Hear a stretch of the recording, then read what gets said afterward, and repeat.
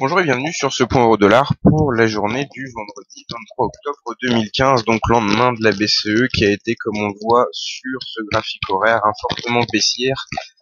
Pour la paire euro-dollar, on voit qu'on était juste au-dessus des 1,13 avant la réunion de la BCE, 1,13, 1,10, et on a ensuite continué à chuter jusqu'à la nuit dernière, plus bas, 1,10, 71 ce matin, la pression reste baissière. Après, on est tenté de remonter au-dessus de 1,11, on voit que récemment, on a testé de repasser sous ce seuil psychologique et que là effectivement c'est un seuil psychologique qui est en train d'être travaillé. La zone des 1,11, 1,10,70 sera importante. On a un ancien support important sur les 1,10,85.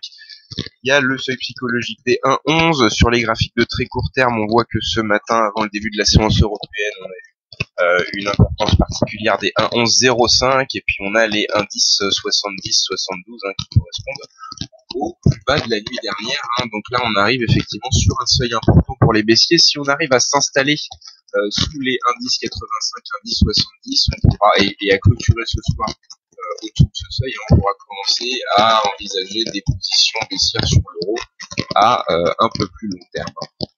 Donc pour l'instant, voilà où on en est. On est au seuil de la confirmation d'une nouvelle entrée dans la tendance baissière de fond de la paire euro-dollar.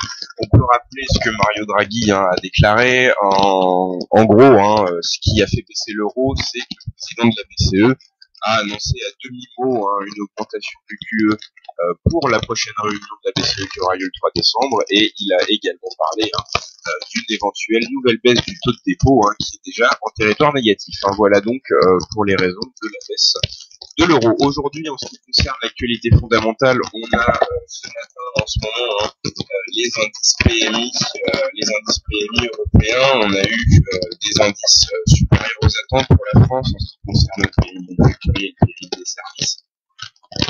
Pour l'Allemagne, on a eu un PMI manufacturier conforme aux attentes et un PMI des services légèrement supérieur aux attentes. Et on attend pour 10 heures maintenant les PMI de l'ensemble de la zone euro. Ce qu'on peut dire, c'est que globalement, on a eu des PMI plutôt satisfaisants ce matin, 3 sur 4 qui ont été supérieurs aux attentes pour l'instant. Mais ça a fait occasionner de rebond de l'euro alors qu'on avait beaucoup chuté. C'est dire si le biais est actuellement baissier. Donc là, il ne faut pas non plus s'attendre à 10 heures à une influence majeure des PMI de l'ensemble de la zone euro. Et cet après-midi, la seule statistique qui est survenue, ça sera le PMI manufacturier américain attendu en légère baisse, 52,8 contre 53,1 le mois précédent. Donc voilà, les baissiers surveillent la zone des 1,11,05, 1,10,70, avec plusieurs supports intermédiaires dans cette bande.